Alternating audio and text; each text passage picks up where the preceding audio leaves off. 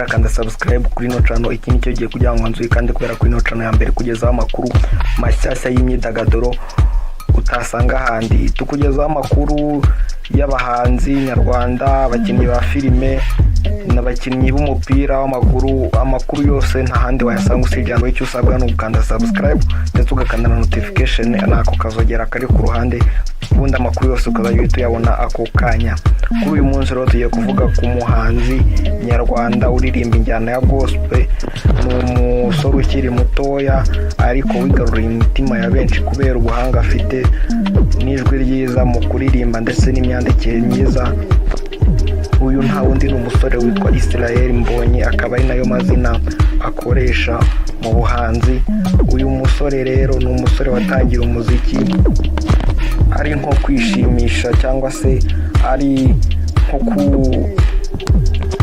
gukorera Imana bisanzwe ariko atarabigira business, ariko nyuma yaje kubigiriramo umugisha atangira kubigira business ndetse atangira no kugenda bibyaza amafaranga menshi.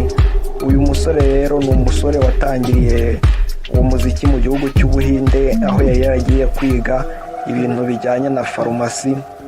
Uyu mugabo rero yari yaragiye kwiga akajya arikodinga indirimbo ariko agatinya kuzisohora kuko yaravugaga ati ese ninzisohora umuryango wanjye bazavuga ngo iki, ko bazi ko nagiye kwiga, nibabona mbaye umuhanzi se bazabyakira gute? Bikamutera ubwo bwoba rero agatinya gusohora izo ndirimbo ze yabaga yarikodinze. Umunsi umwe rero nibwo ngo yaje kugera gutya aravuga ati reka nsohora imwe. Asohoye indirimbo imwe rero nibwo yaje kubikundwa, irakundwa cyane hano mu gihugu cy'u Rwanda. Ngira ngo abantu benshi mu by'ukuri bamukundaga ndetse batanamuzi, gusa bakamukunda batanamuzi isura. Benshi bibaza ati Israel Mbonyi ninde, ni muntu ki, kubera izina yari amaze kubaka hano mu gihugu cy'u Rwanda. Uyu musore rero yarakomeje ariga asohora n'indi ndirimbo nayo iraza irakundwa hano cyane mu gihugu cy'u Rwanda.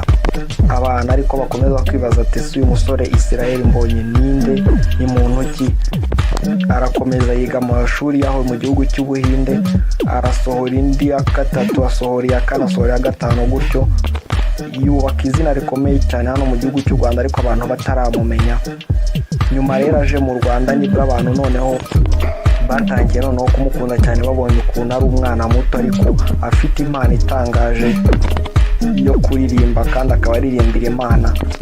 Uyu musore rero nibwo yaje guhita atangira kubigira business, ibintu by'umuziki atangira kubibyaza amafaranga menshi, Imana itangira kugenda ibimuheramo umugisha. Iyi video rero nta kindi turaza kukwereka iby'uyu musore, uyu muziki umaze kumugezaho, amafaranga afite, inzu afite, imodoka. Urebe mu by'ukuri uburyo uyu musore amaze kugirira umugisha muri uyu muhamagaro we wo kuririmbira Imana.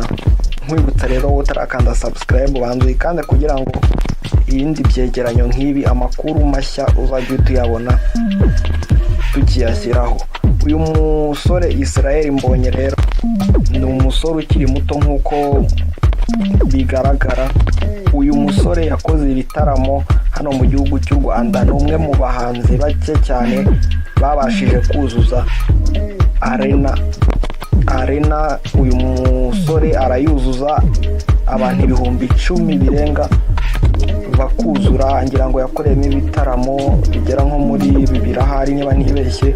Ariko uyu musore ni umwe mu bahanzi bakora konseri ikitabirwa cyane hano mu gihugu cy'u Rwanda kubera ko ni umusore ufite abafana benshi ndetse indirimbo ze zikundwa ntabwo ari abanyarwanda gusa, no mu bindi bihugu cyane cyane muri Congo no muri Amerika n'ahandi ku isi hose.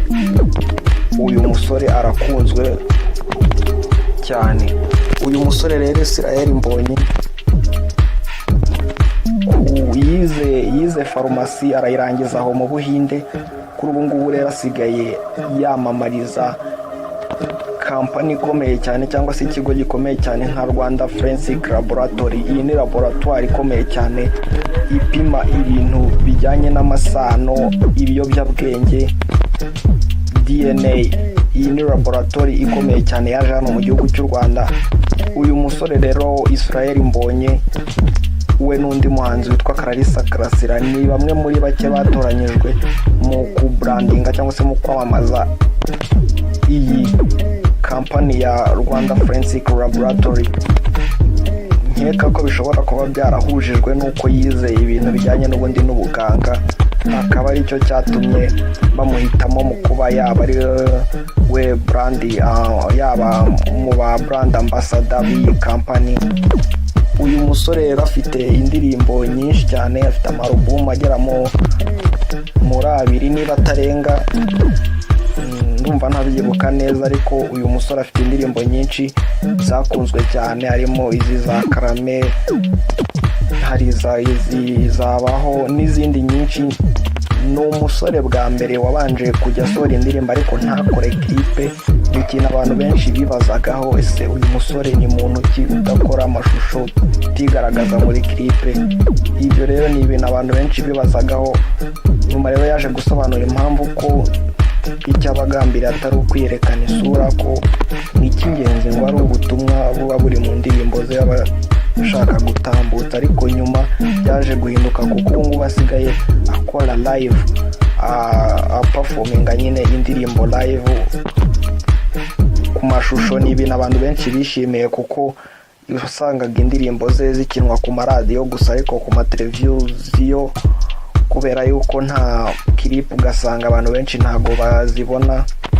Ni ibintu rero byaje kuba bishimisha abantu benshi, bikaba byaraje kuhita bituma binamwinjiriza amafaranga, kubera yuko izi ndirimbo noneho abona uburyo bwiza bwo kuzishyira kuri YouTube, kandi channel ye ya YouTube ni channel ikurikirwa n'abantu benshi. Ibyo rero bigatuma ari bimwe mu bintu bimwinjiriza amafaranga. Uyu mugabo rero afite inzu nziza cyane iri hano mu mujyi wa Kigali. Ni inzu ifite akayabo ka miliyoni 221 z'amafaranga y'u Rwanda.